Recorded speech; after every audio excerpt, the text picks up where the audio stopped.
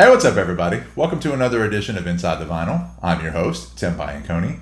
If you would go ahead and like, comment, share, and subscribe to my channel below, that would be greatly appreciated. This time I'm going to dip back into my live album series and discuss a band that we've now discussed twice on my previous shows, and that would be the mighty Black Sabbath. This time we're going to take a look at their 1982 live album called Live Evil. This was released in December of 1982. It was recorded on stops in Seattle, San Antonio, and Dallas. It is the first official live album Black Sabbath ever released. There was a live album called Live at Last that came out in 1980 featuring the Ozzy Osbourne lineup of the band. However, that was unsanctioned at the time. So this is the first official live album that Black Sabbath ever released. This album does feature the Ronnie James Dio era of the band and would be the last album to feature Ronnie James Dio until 1992, as him and drummer Vinny Appice left after this to form Dio. In the United States, it did reach the top 40. It reached as high as number 37 on the charts. But there are currently no certifications for this album. It has not been certified gold, platinum, or anything else in America. That's unfortunate. So let's go ahead and take a look at the album. All right. So here's the front cover. Black Sabbath, Live Evil. And the cool thing about this cover is if you see all the different characters on the front, each one represents a Black Sabbath song featured on this album. So that's really cool. You've got War Pigs and Iron Man and Neon Nights and, pretty much, some representation pretty much of there's an icon representing pretty much every song on this album. So again, front cover. Back cover features the track listing, the band members' names, as well as some liner notes over here. We'll come back to that in a little bit. So let's see. So let's take a look at the gatefold. This is always fun. So again, if we take a look at the gatefold, we open it up, we see various pictures of the band in action, mostly of Dio, Tony Iommi, and Geezer Butler. I think there's only one picture of Vinny Appice in here. And then you have several liner notes, as far as recording and engineering and all that stuff. So there you go. So let's take a look and see what we have inside here. All right, so I'm just going to pull out one of the records first. Inner sleeve's not really anything too interesting. Pretty standard Warner Brothers inner sleeve with a Warner Brothers logo on it. Again, I picked one up and it was in very good shape here. If I pull out one of the albums, it just has your basic Warner Brothers sticker in the middle that you would find on any Black Sabbath, Van Halen, or any other, for any other artist that was on Warner Brothers at the time. So again, same on both sides. Same on side 3 and 4 as well. All right, so no real reason to take a look at the other side. It's pretty much the same thing. However, one thing that I thought was cool that I didn't notice until recently when I listened to this album last is that there's this other cool insert in here that, if you wanted to go back and buy everything that Black Sabbath had released up to this time, there was this cool page in here that shows the complete works of Black Sabbath. So it shows every single album they have from the Ozzy era all the way through the Dio era up until 1982. It's pretty cool. I always like it when I find cool stuff like that, like old order forms and t-shirt order forms and stuff like that in your old albums. I think that kind of stuff's pretty cool. So anyway, I'm just going to slide this down here for the moment. All right, so let's go and put this up on display. All right, so there you have it. That's what's inside the album for Black Sabbath Live Evil. So let's talk about the album a little bit. It seems the reviews were very mixed on this album. Some people thought it sounded great, some people didn't. Personally, to me, I think the sound, as far as the music is concerned, is crystal clear on this album. I just listened to this again the other day, and I was blown away by just how good the performances were, how crystal clear the recordings were. I guess if there was a complaint that you could have on here is that the crowd is barely audible. Now, I don't think they were playing to small crowds.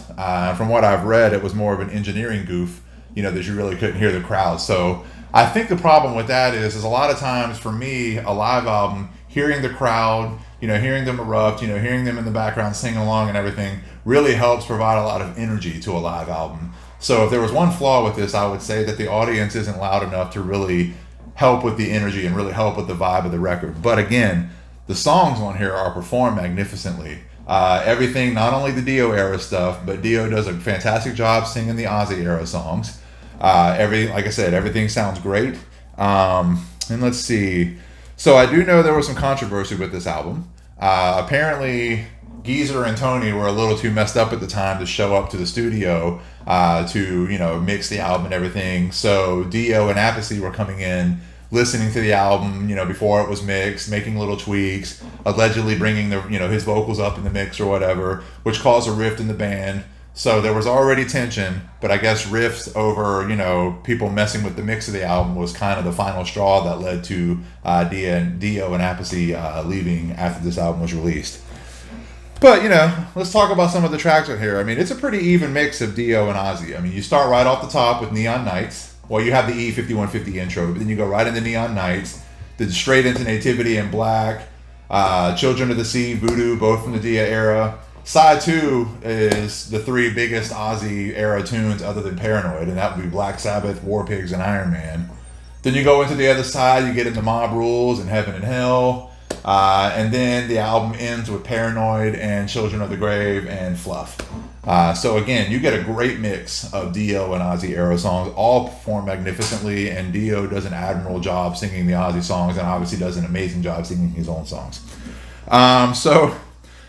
The release of this album, one of the reasons it may not have done as well chart-wise as it probably should have, because, again, you had the unsanctioned live album, so they probably wanted to get something out, that was sanctioned by the band. And then on top of that, right around the same time, Ozzy Osbourne released a live album called Speak of the Devil, which featured him doing live versions with his solo band of nothing but Black Sabbath tunes. And I guess a lot of that had to do with Sharon. So Don Arden, Sharon Osbourne's father, was the original manager of Black Sabbath and Ozzy Osbourne. And she was trying to pull Ozzy away from her father and get him signed to a new management deal. But they owed albums, so they released that Speak of the Devil album, as a way to fulfill their contract. But unfortunately for the actual band Black Sabbath, Ozzy was a little higher profile at the time, and releasing an album, or a live album of Sabbath songs, kind of overshadowed this just a bit, unfortunately. So let's talk about, the after effects of this album. After it was released, again, Dio and Appice left to form the band Dio. Butler and Iommi would bring Ward back, Bill Ward on drums back, and recruit Ian Gillan for an album called Born Again. If you check my Inside the Vinyl Classic Lost Classic series, you'll see I just recently did a Lost Classic on Born Again. After that, Ward left again, Butler left again, and at that point, for the rest of the 80s, Black Sabbath pretty much became a revolving door of different musicians. In 1992, this lineup would come back, this Dio era lineup with Dio and Appice would come back and release an album called Dehumanizer in 92. I do have an unboxing Lost Classic series on that one too, so check that out. So I guess this might be like the fourth or fifth time I've talked about Black Sabbath. I'm not even sure anymore. All right. But then, in this same Sabbath lineup later on in 2006 would regroup again, but this time called themselves Heaven and Hell, and performed for a few years before Dio passed away in 2009. So, last interesting thing about this album. So again, I've mentioned Vinny Appice's name several times. He was the drummer that replaced Bill Ward initially. And as far as I always knew, on Mob Rules, Dehumanizer, whatever, was an official member of the band. However, if you look on the back of this, you'll see the core members of the band, Ronnie James Dio, Tony Iommi, and Geezer Butler. But Vinny Appice is listed just as a special thanks right below Jeff Nichols, who was kind of a sideline keyboard player for Black Sabbath through the 80s. So I always thought that was kind of interesting. So, maybe Vinny Appice at some point was an official member, but maybe not. I mean, who knows? Hired gun replacement members is kind of a weird subject. One I really don't understand. But anyway, so again, Black Sabbath, Live Evil, 1982, first official live album. Amazing record, amazing performances, and again, the last stand of the first Dio era of Black Sabbath. So that's all I've got for you this time. Again, if you would go ahead and like, comment, share, and subscribe to my channel below, that would be greatly appreciated. I've got some other videos. I've got the rest of my Inside the Vinyl series. That includes all my live album series and my Lost Classics. I've also got my Unboxing the Vinyl series, where we open up new vinyl releases, reissues, box sets, so on and so forth. I've also got some live footage from some festivals, Exit 111, Welcome to Rockville, Kiss concerts, some other stuff coming down the pike. And I've also got some mediocre disc golf videos featuring mediocre disc golfers, myself included. So once again, like, comment, share, and subscribe to my channel, and we will see you next time. Peace out. Get in that pool. Get in that pool.